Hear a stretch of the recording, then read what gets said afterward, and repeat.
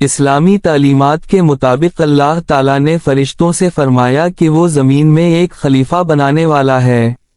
فرشتوں نے ادب سے عرض کیا کہ کیا آپ ایسے کو پیدا کریں گے جو زمین میں فساد کرے گا اور خون بہائے گا؟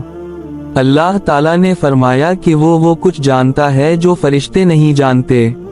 یہ اعلان انسان کی اہمیت کو ظاہر کرتا ہے کہ اسے عقل، اختیار اور علم کی صلاحیت دی گئی جو فرشتوں سے مختلف تھی۔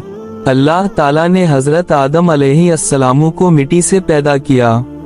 مختلف اسلامی روایات کے مطابق مٹی کے کئی مراحل تھے، گیلی مٹی، پھر خشک مٹی، اور پھر ایک مکمل انسانی جسم۔ جب جسم تیار ہوا تو اللہ تعالیٰ نے اس میں روح پھونکی اور یوں پہلا انسان وجود میں آیا۔ حضرت آدم علیہ السلام کو اللہ تعالیٰ نے خاص علم عطا فرمایا۔ قرآن کے مطابق اللہ نے انہیں چیزوں کے نام سکھائے جو علم اور فہم کی علامت تھا۔ فرشتوں کو سجدے کا حکم۔ جب حضرت آدم علیہ السلام پیدا ہو گئے تو اللہ تعالیٰ نے فرشتوں کو حکم دیا کہ وہ آدم کو سجدہ کریں۔ یہ عبادت کا سجدہ نہیں بلکہ احترام کا سجدہ تھا۔ تمام فرشتوں نے حکم مان لیا، لیکن ایک جن جس کا نام ابلیس تھا، اس نے انکار کیا۔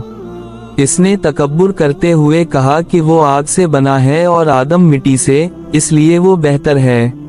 یہ تکبر اس کے زوال کا سبب بنا اور اسے اللہ کی رحمت سے دور کر دیا گیا۔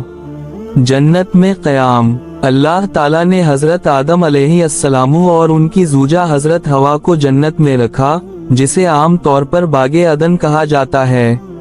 انہیں ہر نعمت میسر تھی، بس ایک درخت کے قریب جانے سے منع کیا گیا تھا۔ یہ دراصل امتحان تھا کہ انسان اللہ کے حکم کی پابندی کرتا ہے یا نہیں۔ شیطان کا وسوسہ۔ ابلیس نے حضرت آدم اور حضرت حوا کو بہکانے کا فیصلہ کیا۔ اس نے انہیں یقین دلایا کہ اگر وہ اس درخت سے کھائیں گے تو ہمیشہ زندہ رہیں گے یا فرشتوں جیسے بن جائیں گے۔ آخرکار وہ اس وسوسے میں آ گئے اور درخت کا پھل کھا لیا۔ جیسے ہی انہوں نے ایسا کیا، انہیں اپنی غلطی کا احساس ہوا اور وہ فوراً نادم ہو گئے۔ زمین پر بھیجے جانا۔ اس واقعے کے بعد اللہ تعالیٰ نے انہیں زمین پر بھیج دیا، لیکن یہ سزا صرف نہیں تھی بلکہ ایک نئی ذمہ داری تھی، زمین پر زندگی گزارنا، نسل بڑھانا اور اللہ کی ہدایت کے مطابق رہنا۔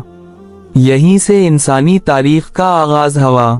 توبہ اور معافی۔ حضرت آدم علیہ السلام نے اپنی غلطی پر سچی توبہ کی۔ قرآن میں دعا آئی ہے کہ انہوں نے کہا، اے ہمارے رب، ہم نے اپنی جانوں پر ظلم کیا، اگر تو ہمیں معاف نہ کرے اور رحم نہ کرے تو ہم نقصان اٹھانے والوں میں ہوں گے۔ اللہ تعالیٰ نے ان کی توبہ قبول کر لی۔ یہ اسلام میں امید اور رحمت کا اہم سبق ہے کہ انسان سے غلطی ہو سکتی ہے مگر سچی توبہ سے معافی ملتی ہے۔ زمین پر زندگی کا آغاز۔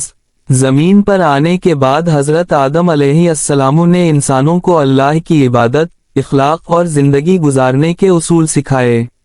وہ پہلے نبی تھے، اس لیے اللہ کی ہدایت لوگوں تک پہنچانا ان کی ذمہ داری تھی۔ اسلامی روایات میں بتایا جاتا ہے کہ ان کی اولاد پھیلی اور مختلف علاقوں میں آباد ہوئی۔